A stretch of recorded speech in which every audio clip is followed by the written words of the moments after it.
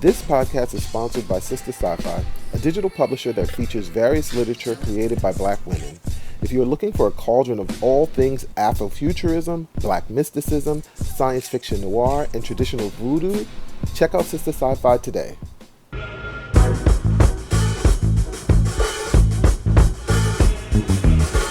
Next up is woke. Okay. Now, wait. Now, just to be clear, we did not talk about woke last week.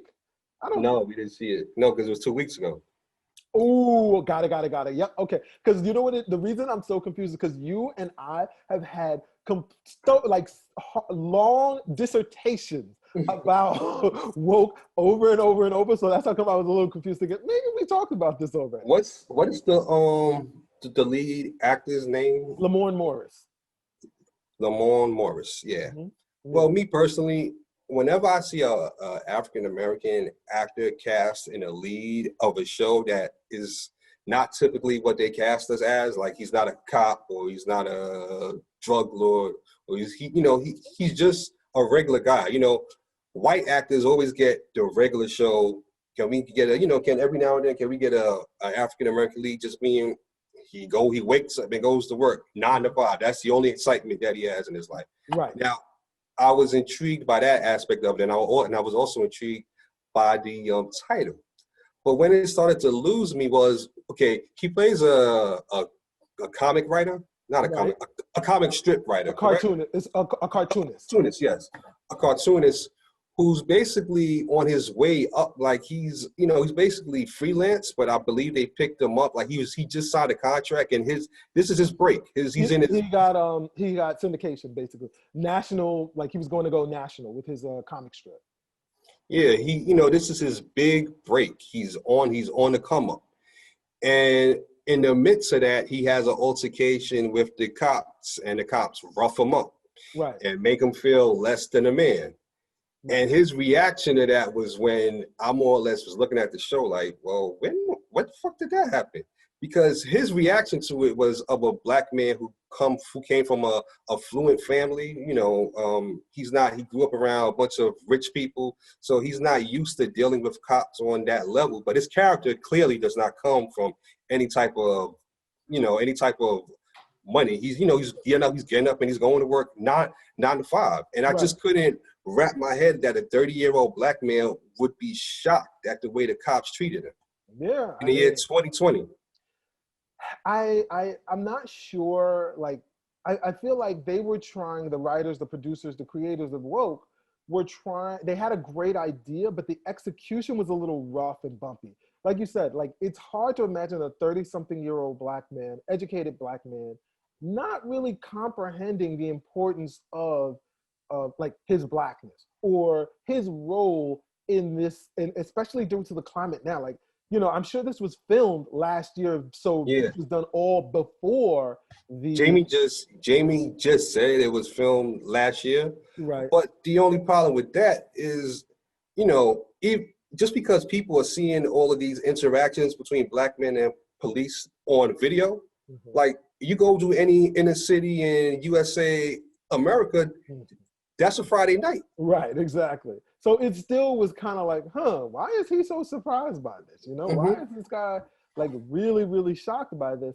And, and honestly, to the everyday black man, it's like, he shouldn't be like so like fazed by this. Like so fazed and shocked. And then he pisses away something that he worked half of his adult life for. Right. Like, once again, it'd be different if he was either a lot younger or he came from a life of complete privilege, which neither seemed to be the case of the character. He was in his 30s and he seemed to be like, he was an everyday middle class or lower class individual. So, being a black 30-something-year-old man from, modest means, this. Like, you wouldn't be devastated to be handcuffed by the police.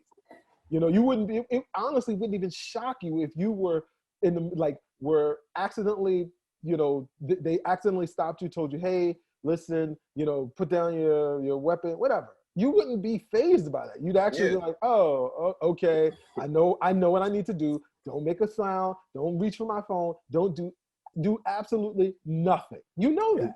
And that's a sad state of affairs of the time, Devian. You know, this is 2020 and Black men still feel that way. But it's the fact, I guess you develop a sort of, a certain level of immunity to that. Like, you know, no matter what you guys do, it's just, okay, I'm going to keep on going about my day because, and you know, we basically rationalize it like it's cops and they always done that and they're going to continue to do it. Right. And so I think with woke, I'm gonna say this. I felt like the show was a little unclear on what was the message, but I do feel like when they got to that last episode, that was what the entire series should have been, and I do look forward to next season. Yeah, it's like in the final episode, I was like, okay, that's a Black man. Right. That's how you react. It took me a couple episodes. Was like, well, what the? And then they you know, spoiler alert, you know, mute. This is about, if you haven't watched the season yet, like you could mute us for like 2 minutes. There was a scene where the person who they mistaked him for, he actually meets the person and his no reaction to it. Right. It was just very like you would have thought the way he wigged out at his arrest. At his press conference when they were talking about his new show, you would have thought you would have seen a lot more anger and frustration, you know, just come out of him, which you actually didn't. Yeah. Jamie's pointing out that a lot of reviewers thought the same thing. They said it seemed like the pilot was stretched out for a whole season. And that's exactly how it felt. Like there was no character arc. It was kind of like he was the same character doing the same exact thing over and over and over. And then we finally he got locked up. Right. And then we finally get to the last episode, and then it's like, oh, okay, now he's responding rationally. Okay. All right, well, we were kind of like I get that now. Right. It's like, what is it? I would think it was 8 episodes.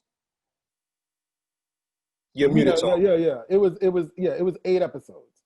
And you're sitting there for like 7 of them, more like 6 of them, basically saying, well, what the fuck is going on? And the thing about it, I love the supporting cast. Liv from iZombie played the love interest in it, and you know she's another one who reminded me of Tatiana Maslany, who she did a very similar role. Yeah, she did a very similar role in iZombie, where she wasn't a clone. The premise of iZombie was that you had to, when you ate a human's brain, you incorporated some of that person's memories into your personality. Yeah, and it was Rose McIver. Yeah, Rose McIver. Yeah, so you know, I love the way it ended for Woke, and I would love to see a character that was in the season finale. I would love to see that character in season 2. Yeah, so I actually, even though I have to say for season 1 of Woke, it honestly gets like 2.5 water coolers. 2.5, 3 water coolers, because I don't know. You know how they always say they don't have us in the room, but I find that hard to believe. Where the creator was the creator, and the story that's based on was a black guy, and the lead is a black guy. Keith Knight was in the room, and Lamorne Morris was in the room. There were enough people of color. There were enough black people around to be like, hey, that shit don't. Yeah. You know, and so I don't know. I feel like maybe I want to give it another shot because it ended so strong. For a show that really was directionless, it had such a powerful, strong ending that I'm excited to see what happens next season. Exactly, and the fact that Zoe Kravitz showed Hulu major shade when they canceled her show. Exactly, which I'm going to think. I think the producers of Woke are going to get a season 2 just because Disney doesn't want that smoke. Nope, they definitely do not. Y'all canceling another black show? Oh, fuck y'all. We are gonna boycott right now. You've been listening to Two Brothers at a Water Cooler with Mike and Tom, produced by Jamie Fernandez and Peter Bune. Rate and review this show on Apple Podcasts, and you might find your review in a future episode.